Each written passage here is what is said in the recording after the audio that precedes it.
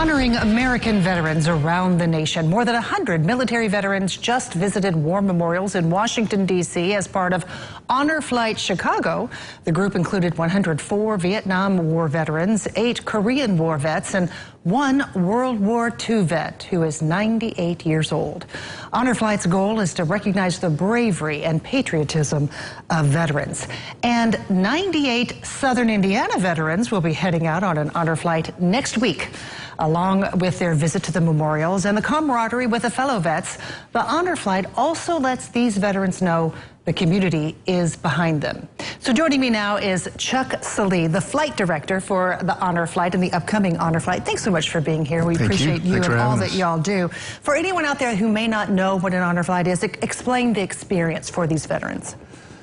Well, we take a group of veterans to Washington, D.C. The object of the exercise is to get them there to view their memorial that the country has put up to honor them. It's a long day. We start early in the morning, short airplane ride, an hour and a half or so, get off the airplane in D.C., big comfortable buses. We take them to the World War II Memorial. We spend some time there. Then we go over to the Lincoln Vietnam Korea Memorial Complex. We spend quite a bit of time there. And then we have lunch. We get back on the bus. We go around. And normally the last thing on the flight is Arlington National Cemetery, where we go do changing of the guard. Sometimes we get to lay a wreath, sometimes we don't. This time we're not getting to lay a wreath, but we always find that Arlington is one of the highlights of the experience for the vets. And we always hear every time, and we've covered every one of your flights with either a reporter on the flight with us or afterward, but we always hear that this is such an emotional time for these veterans. Talk a little bit about that so people at home understand. Well, we find that a lot of our veterans didn't get a welcome home when they came back, and so they really haven't had an opportunity. No one has ever said to them, what was it like? How did you get through it? Things like that. And so a lot of times we find that the people who are with the veteran, frequently family members, hear their dad or their grandpa or whatever talk about things that happened to them during the war that they just never heard before. I've known Grandpa for my whole life. I've never heard him talk about this. We hear that frequently.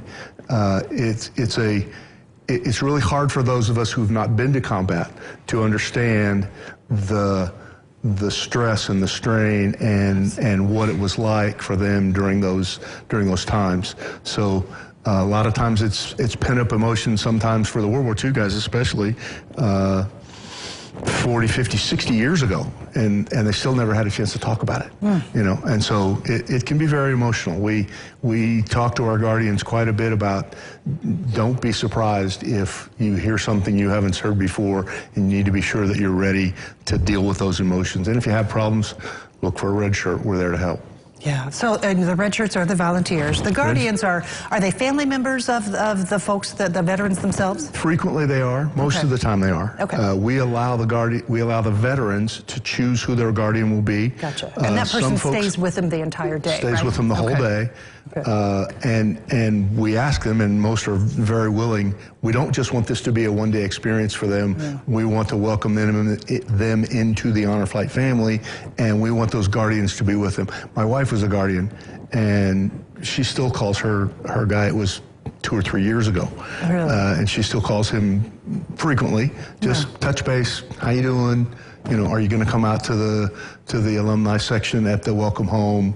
You know, things like that. Well, you mentioned the welcome home. There are things, we're seeing pictures of it just right then. There are things that the community can do to support this honor flight in ways that make it really special for that veteran. Talk about, first of all, the mail call. Okay. Mail call, the deadline is, I'm sure I have it here, Saturday. Okay.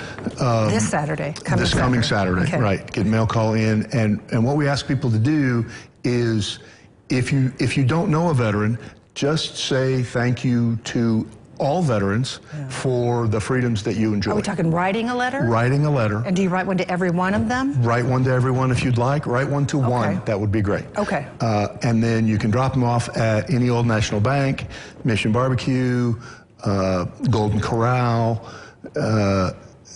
There's one more. And we'll have it on our website for folks to look at too. It's on the website, and there's plenty of places that you can get those letters. If you get them in by Saturday, then we will collect them, we will sort them. If you have one that has an individual that you want it to go to, be sure you get their name on the outside. Okay. Please don't write one to Dad. Oh, Grandpa. make sure their name is there. Got to have their name on the outside of it to be sure that it gets to the right person. But we will And you sort them. treat it as a mail call. And we actually treat it, it's the worst kept secret in Southern Indiana, but we do a mail call on the airplane on the way home. Literally stand up and say this veteran's name, and he raises his hand, and just like they did during the war, here's your mail. And we normally are in a position to hand them a large envelope full of mail. After they get on the ground in Evansville, we give them another large envelope to take home and read them after they get home. And just a show of support that just Show of support. reinforces the fact that people care about them. We really think it's important that we thank those veterans for the freedoms that we enjoy. And we're running out of time, and I want to get everything in real quickly. The Welcome Home, how can folks get involved in that? Welcome home. Public's invited. Please come. It's after the buses will leave Anchor Industries on 41 starting around 6:45. The airplane lands at 8:15. This is October 29th. October 29th. The Welcome Home Parade will start around 8:45. And come, bring flags, bring signs, be there to support. Like I said earlier, this is the opportunity for us to show these veterans that didn't get a welcome home what we thought they should have gotten in the first place, and that is a thank you, a welcome back from where you went when you were in the service. And we have all of this information on our website, tristatehomepage.com. Again, the Honor Flights Southern Indiana is October 29th. Yes, ma'am. This Saturday, you need to get your letters in, so please make sure you do that. And gosh, we wish you all the best. Thank you. Godspeed, safe flying, all that good stuff. Can't wait to hear about it. I know that we'll be there. Our own Cody Bailey will be going with you all. Yep. Ron Rose will be there for the welcome home. So we're gonna do as much as we can because it is such a fantastic thing. Chuck Salee, thanks so much. Thank you.